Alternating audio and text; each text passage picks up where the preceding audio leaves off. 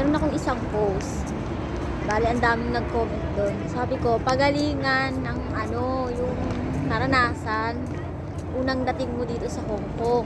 Diba? Mula airport, sinundo ka. Or amo mo or agency mo. Tapos pagdating mo sa bahay ng amo mo, yung unang araw mo doon is, anong naranasan, gano'n. Natuwa ako sa mga comment, ang galing. And may mga swerte, meron din talagang hindi. Meron doon yung unang dating pa lang, pinagmap na agad ni amo. Meron naman yung pinatulog, pinagpahinga, pinakain. Tapos yung iba naman, unang dating pa lang is binigay na yung password ng wifi. And then yung iba naman, pina-advance na ng cash. Tapos yun, may password din ng wifi, pinakain. Ayun, swerte.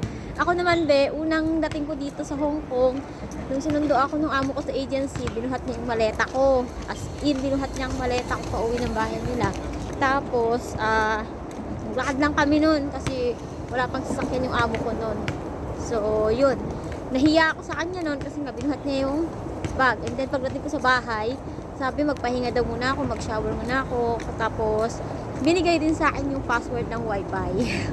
Pero, walang cash advance. Yun lang. Yun lang po. Iba-iba talaga yung mga karanasan ng mga Pilipino dito sa Hong Kong. Mga Pilipina ba? Mga konyang. O, diba? Relate much.